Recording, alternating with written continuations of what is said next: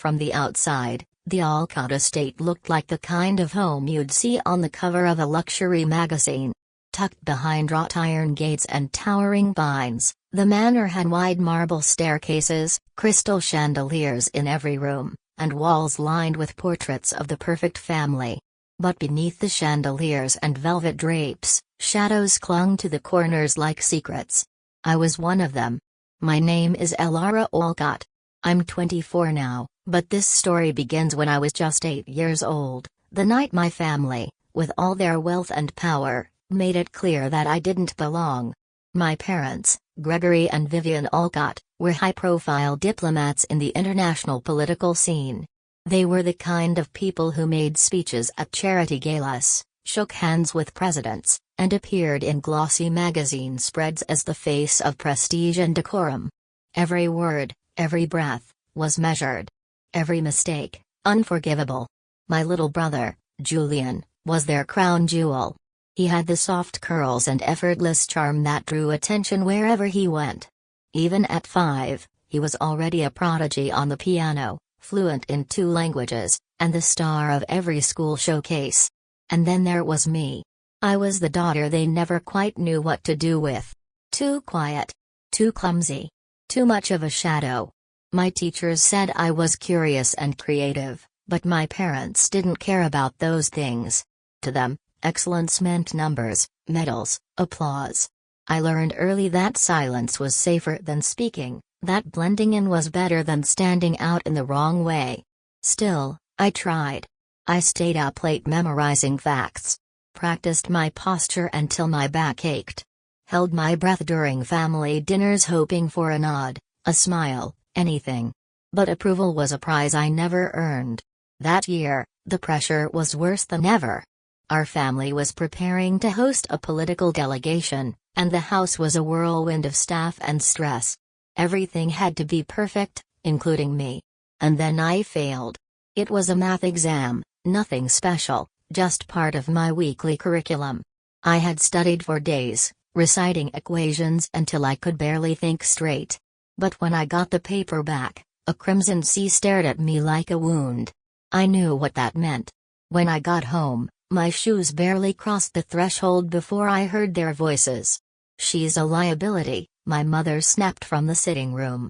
"We can't keep covering for her. If she messes up again, it reflects on all of us." "She's had every opportunity," my father added, his voice cold and flat. "And she still can't perform. Maybe she's simply not fit for this life." I stood just outside the doorway, my math paper crumpled in my hand. My heart pounded. Not just from the grade, but from the certainty that something irreversible was about to happen. That night, I was summoned. I remember the smell of jasmine from the oil diffusers in the parlor. The way my father's cufflinks caught the light. The emptiness in my mother's eyes. "Elara," my father began, "we've tried. But there comes a point when trying turns to wasting." My mother stood beside him, arms folded tightly. "You've embarrassed us for the last time." I didn't understand. I can do better. Please, I promise." My voice cracked. I took a step toward my mother, reaching for her hand. And then she struck me. Her hand was fast, brutal. The back of it connected with my cheek, sending me stumbling backward onto the polished tile. The impact rang in my skull, sharp and hot. My vision blurred. I remember gasping. The sting across my face. The cold floor under my palms. I looked up, thinking surely, my father would intervene. But he just turned his gaze away, like he didn't see me at all. "Pack your things," my mother said. "You're leaving tonight." The silence that followed was louder than any scream. I waited. For them to say they were joking. For my brother Julian to peek around the corner and say this was all a mistake. But no one came. So I walked. Up to my room, my cheek pulsing. My hands shook as I stuffed clothes into my school bag, no suitcase, no favorite book, no mementos. Just what I could carry. I lingered for a second. My eyes scanned the bookshelf, the piano I never played well enough, the stiff bedspread with hospital corners I could never smooth correctly. This had never been a home. At the door, my mother stood with her coat already on. She didn't speak. Just opened it wide to the bitter air outside. I stepped into the night. The chill wrapped around me immediately, but the coldest part was behind me, the house, its lights glowing as if nothing had changed. As if I hadn't just been discarded like a piece of furniture they no longer had room for. The door shut behind me with finality. I was alone. I wandered the quiet streets of Montclair Hill, the elite district where the Alcotts lived. The cobblestone sidewalks were lined with art galleries and designer boutiques, none of which I could enter. I didn't know where I was going. I just walked. Past elegant facades and dim street lamps, past families laughing behind windows, past all the places where I didn't belong. I thought about curling up in a doorway. Maybe someone would find me in the morning. Maybe someone would care. But then... Elara? I froze.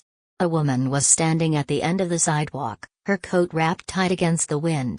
Her eyes scanned my face, the red mark on my cheek, the backpack slung too low on my shoulders.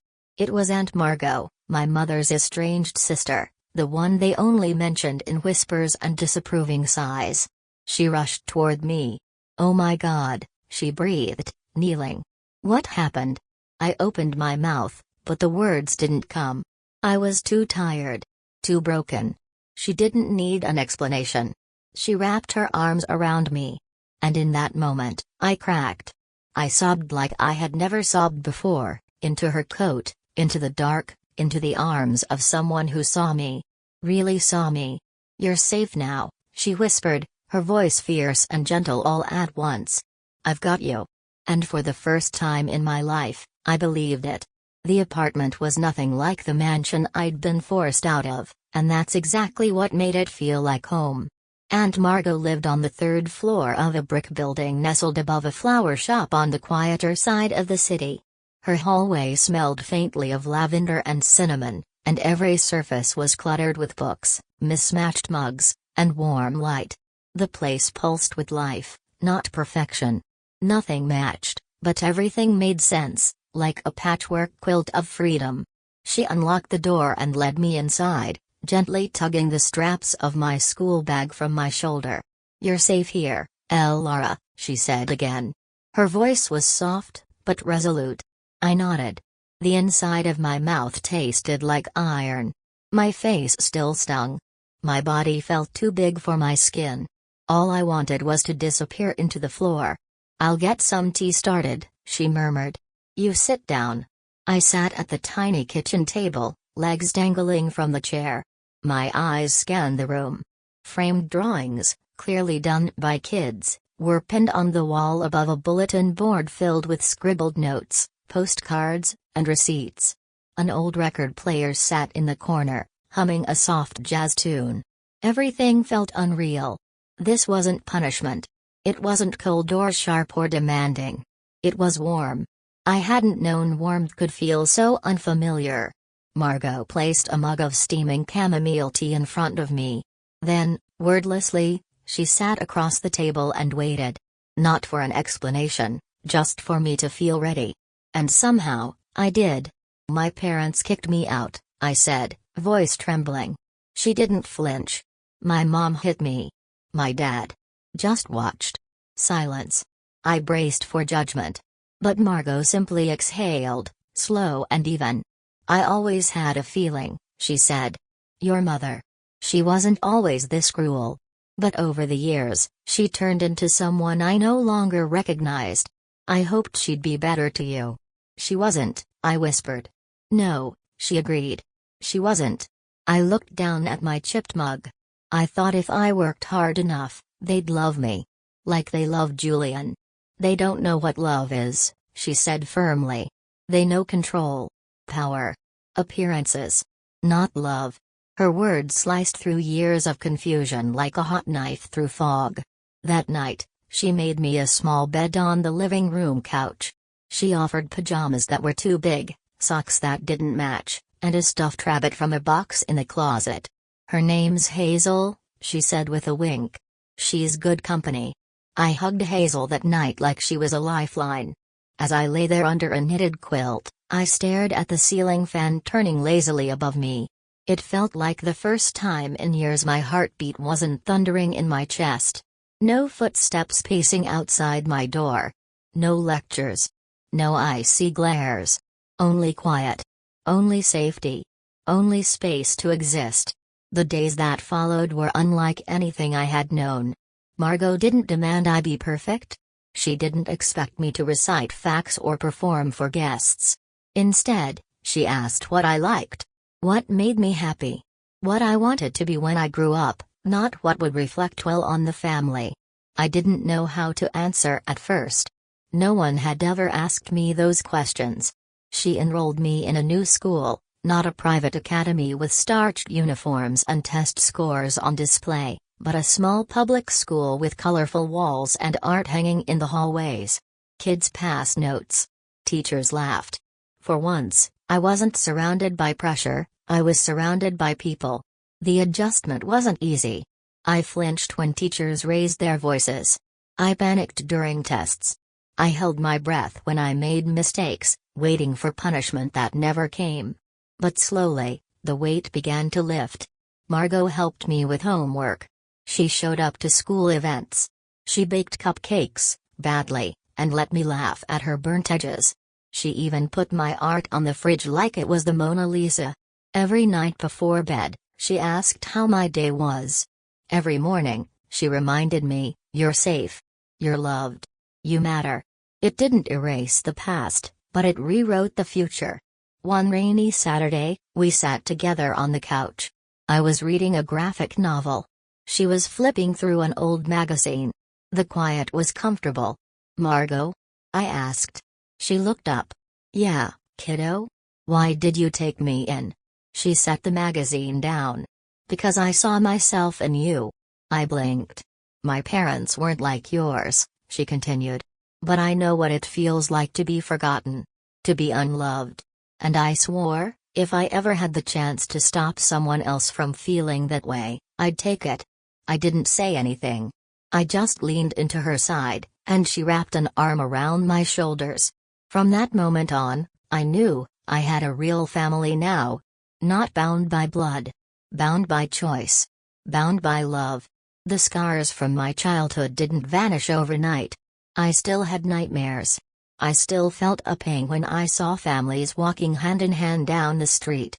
I still wondered, deep down, what I had done to make my own parents hate me.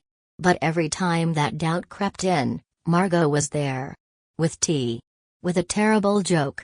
With an open door and an open heart. Years later, I would look back on this time as the moment I began to heal. Not just from what my parents had done, but from what I had believed about myself. That I was unworthy.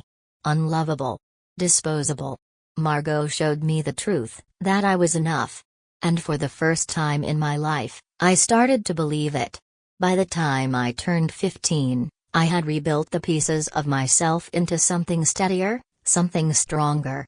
I was doing well in school. I had a circle of friends who didn't care about my family's name, and Margot was more than an aunt, she was the one person in my life who never gave up on me. But just when I had begun to feel settled, a message shattered the quiet. It was a Saturday evening. Rain tapped softly against the windows, and I was curled up with a sketchpad in my lap, drawing a scene from a fantasy novel I'd been obsessed with. My phone buzzed, lighting up the dim room. The name on the screen made my heart freeze. Julian. I stared at it, my stylus paused midline. We hadn't spoken in years. The last time I saw my little brother, I was being pushed out the door with a swollen cheek, and he was nowhere in sight. He hadn't called. Not once. Not after the police quietly investigated my parents and closed the case due to insufficient evidence. Not after my name was scrubbed from the Family Foundation website.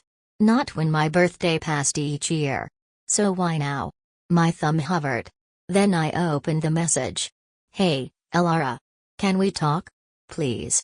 Just 5 words. But something about them felt off. Urgent. Fragile. I typed a quick reply. "Yeah. Where?" He sent back an address, an old cafe near the east end of the city. The same place we used to get cocoa as kids when our nanny took us out on normal days to pretend we were like other families. I didn't tell Margot right away. I wasn't sure what this would be. An apology? A trap? I needed to face it on my own. The next day, I walked into the cafe, my heart hammering in my chest. It was nearly empty, a few students typing on laptops, an elderly couple sharing a pastry in the corner. Then I saw him. Julian sat at the back near the window, a paper cup cradled in his hands. He looked older, obviously, but also thinner, paler. The light in his eyes had dulled, and there was a tightness in his shoulders I didn't remember. When he spotted me, he stood up awkwardly. "Elara," he said, almost like a question. "Hey," I replied, keeping my tone guarded. We sat. For a long moment, there was silence. I didn't rush to fill it. If he wanted to talk, he'd have to start. He looked down at his coffee. "I'm sorry," he said finally, his voice cracking. "That wasn't what I expected. For not calling. For not stopping them. For not being there." I didn't speak. I watched him. He exhaled shakily. "I thought staying quiet would protect me. I thought if I did everything they wanted, perfect grades, piano, the PR events, the scholarships, they'd leave me alone. They didn't." I asked. He laughed bitterly. "They did the opposite. Every decision I made had to be theirs. Every hour of my day was planned. If I wanted to sleep in or skip a practice, they said I was wasting my future." I recognized the tone. The exhaustion. They said I had to go into politics. Start preparing now. Dad even hired a public speaking coach. I told them I wanted to apply to a music conservatory in New York instead. His jaw clenched. They went ballistic. I felt a pang in my chest, not sympathy, not yet, but recognition. "What did they say?" I asked. "They said I was betraying them. That I'd end up like you." I blinked. "Like me?" He nodded, shame flushing his cheeks. "They said you were a disgrace. That you'd run away and become nothing." Anger flickered to life in my gut. "I didn't run away, Julian. I was thrown out. You know that." "I know," he said quickly. "I know now. But back then, I believed them. I wanted to believe them. It made things easier." I sat back in my chair. "So why reach out now?" His eyes locked with mine, filled with something I hadn't seen since we were kids, fear. "Because I want out," he said. "And I don't know how." I stared at him. "You were brave," he continued. "You left. You built a life. I thought you were weak. I was wrong. You're the strongest person I know." I swallowed hard. Julian, the golden child, was cracking under the same weight that had broken me. "I don't have anyone else," he whispered. "I thought maybe you could help me. Just for a little while." I exhaled. The walls I'd built to protect myself were screaming at me to walk away. But deep down, I couldn't ignore the kid I used to read bedtime stories to, the boy who once gave me a lopsided friendship bracelet and said we'd always have each other. He'd been a victim, too, just in a gilded cage instead of a cold doorstep. "Come home with me," I said finally. His eyes widened. "Really? I can't promise it'll be easy," I warned. "But it'll be real. And that's better than perfect?" That night, I introduced Julian to Margot. She didn't blink when I told her he needed a place to stay. She just smiled, patted his shoulder, and said, "Guest room's got clean sheets. And you're taking the recycling out tomorrow." Julian blinked, then smiled, really smiled, for the first time. He moved in that weekend. The first few days were rocky. He still flinched when someone raised their voice. He still apologized too much, ate too little, and practiced piano for hours as if someone were timing him. But slowly, he adjusted.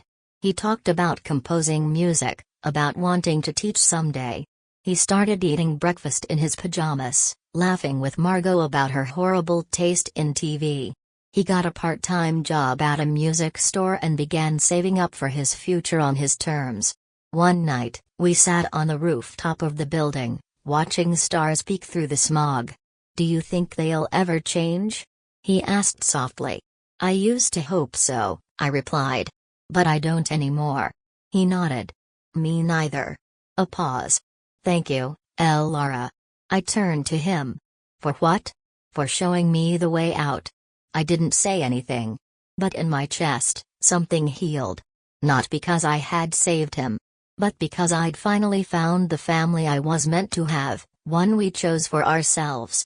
Julian had been living with us for over a year when the idea first came to life. It was a warm spring afternoon. The three of us, Margot, Julian, and I, were gathered in the small sunlit living room of the apartment. Julian was strumming his guitar softly, his foot tapping against the floor while he hummed a tune. Margot was sipping her herbal tea, flipping through a community newsletter she'd picked up from the corner market. I was finishing a set of scholarship essays for college, my laptop balanced on my knees. It felt like just another day. Until Margot looked up from the newsletter, a flicker of thought passing across her face. You know, she began, you two have something special. Julian paused his playing.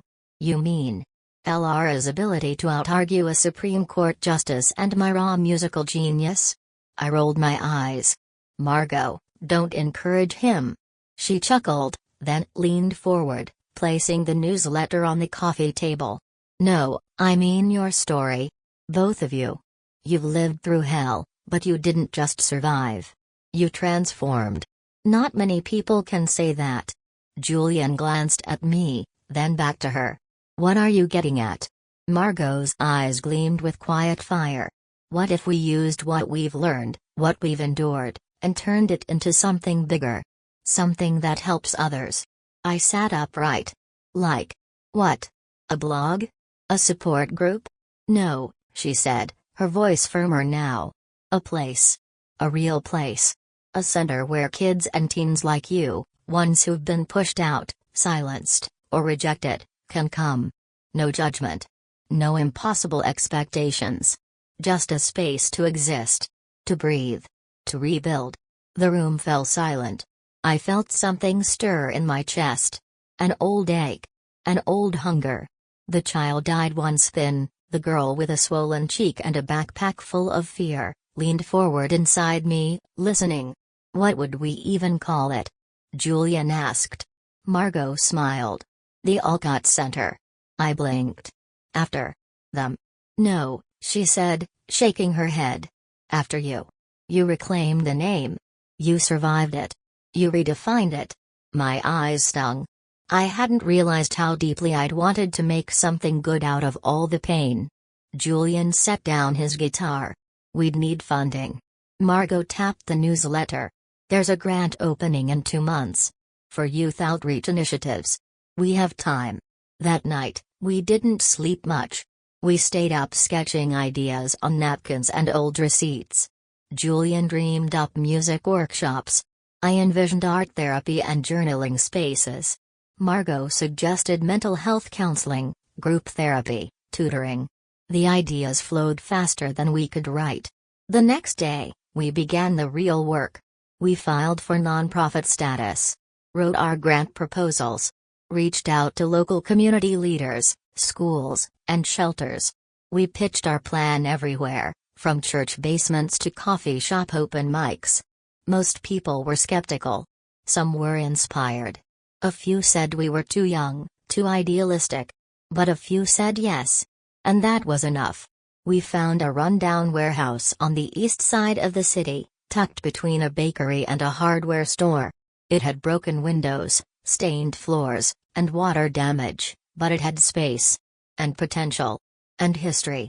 We cleaned it ourselves. Painted walls. Repaired shelves.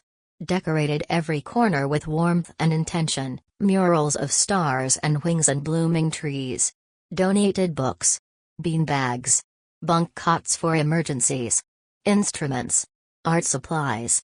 Every piece of furniture told a story. We called it the Alcott Center for Resilient Youth. And it was beautiful. On opening day, only a handful of kids showed up, teens with guarded eyes, wearing oversized hoodies and silence like armor. But we saw them. We welcomed them. We handed them hot cocoa and sketchbooks. Let them sit in corners if they needed. Encouraged them to scream into pillows, write songs, tell their truths. And word spread. Within weeks, the center filled. We weren't therapists. We weren't saviors. We were survivors showing others how to survive. One girl, Cleo, came in with bruises hidden under sleeves and didn't speak for 3 weeks. Then one afternoon, she painted a mural of a phoenix on the back wall and signed her name beneath it. Another boy, Kyan, taught himself piano in the corner studio, the same way Julian had once done in secret. He played during open mic nights now, his songs full of ache and triumph. There was laughter. There were tears. There was healing. And for me, there was peace. For so long, I had wondered what it would take to finally let go of my parents' cruelty. What moment would make the past stop echoing in my bones? It wasn't revenge. It was this. It was a 14-year-old girl hugging me after group therapy and whispering, "You make me feel like I matter." It was Julian leading songwriting circles and smiling wider than I'd ever seen. It was Margot standing in the middle of the lobby, hands on her hips, saying, "This is what love looks like." But even as we built our sanctuary, the past still had one last trick to play. One afternoon, as I was reviewing our volunteer schedule, my phone buzzed. A number I hadn't seen in years. My chest tightened. It was her. My mother.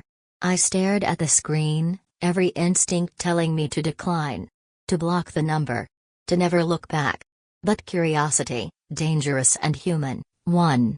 I answered. "Elara," she said, her voice sharp as ever. It had been over a decade, and she still sounded like silk over steel. Like every word was a performance. "We need to talk." I gripped the edge of the table. "No," I said flatly. "We don't. Enough with the rebellion," she snapped. "This little act of defiance has gone on long enough." My jaw clenched. I built a life. A family. A home. That's not defiance. That's survival. "You're wasting your potential," she said coldly. "That ridiculous center has saved lives," I interrupted. "Including mine." A pause. "You're making a mistake," she hissed. I smiled. Not because I was happy, but because I finally saw her for what she was, powerless. "No," I said. "I regret nothing. You don't get to decide who I become." And then I hung up. That was the moment I realized I was truly free. Not because she gave me permission, but because I no longer needed it. The morning sun streamed in through the tall windows of the Alcott Center, painting golden streaks across the polished floor. The lobby buzzed softly, staff setting up art stations, volunteers arranging chairs for that afternoon's workshop, and soft piano notes drifting from the studio in the back. It had been nearly 2 years since we opened our doors. And today was our anniversary. I stood by the community board, watching a few of our kids pin up their latest creations, handwritten poems, sketches of stars and dragons, a clay medallion with the word brave carved into it. Each piece told a story. Each creation was a quiet rebellion against the voices that once told them they were nothing. I touched the edge of the medallion and smiled. I had once believed I would always carry the weight of being unwanted. That no matter how much I achieved or how far I ran, I would always be that child crying alone on a sidewalk. But the truth was, healing wasn't a destination.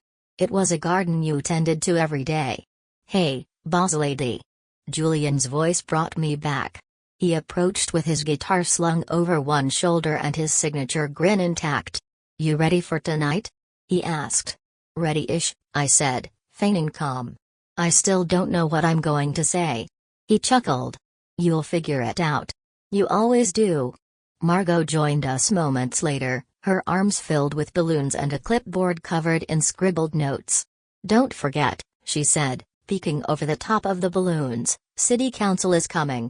Press. That state senator who loves our music therapy program." "No pressure," Julian added with a grin. I exhaled. None at all. But beneath my nerves was something deeper, pride. Pride that we'd built something lasting. Something beautiful. That night, the center transformed. Lights strung across the courtyard twinkled like stars. Tables overflowed with snacks made by volunteers. The music studio hosted an open mic night. Former program graduates, current kids, families, and strangers wandered through the rooms, laughing, sharing stories, and, most of all, belonging. When it was time for the speech, Margot gently nudged me toward the stage. I stood before a crowd of nearly 200 people. Old friends. New ones. Kids who'd once walked through our doors broken and now stood tall beside us. I cleared my throat. I used to believe, I began, that a family was something you had to be born into. That if yours didn't want you, you were just out of luck. A quiet hush fell over the room. When I was 8 years old, I was told I wasn't enough. That I would never succeed. That I didn't belong. But someone, a woman with a warm apartment, mismatched mugs, and an endless supply of love, showed me that I was wrong. I turned to Margot. She smiled, eyes shining. And later, my brother, who was once trapped in the same storm, chose to walk beside me. He showed me that healing isn't solitary. It's shared. Julian stepped forward and gave a small wave. The crowd applauded. This center, I continued, was born not from perfection, but from pain. From the ashes of what we lost. And we built it for every kid who ever sat in silence, wondering if they mattered. I paused, letting the moment breathe. You matter. You always did. The audience stood. Clapped. Some cried. And in that moment, I knew this wasn't the end of a journey, it was the middle of something infinite. Later that evening, as the event began to wind down, a young girl approached me. She couldn't have been more than 13, with shy eyes and a sketchpad tucked under her arm. "Miss Elara?" she asked quietly. "Can I show you something?" "Of course," I said, kneeling beside her. She opened her sketchpad and flipped to a drawing of the Alcott Center. It wasn't perfect, some lines crooked, some colors smudged, but it was alive. She had drawn people inside laughing, dancing, hugging. Above the roof, in big bold letters, were the words, "Home." I swallowed the lump in my throat. "You're a real artist," I told her. She grinned. "I didn't think so before. But here. It feels like I can be anything." That night, after the last guest left, after the tables were cleared and the lights dimmed, I stood outside beneath the stars. Julian sat on the front steps with his guitar, strumming something soft. Margot was inside, finishing up paperwork while humming to herself. This was the life I built. The legacy we created. Not out of spite. Not out of revenge. But out of love. Out of purpose. Out of the deep belief that the wounds of our past don't define us, they shape us. They whisper stories that, when old, help others find their way. I looked up at the sky and whispered, "Thank you." To the girl I used to be. To the woman I had become.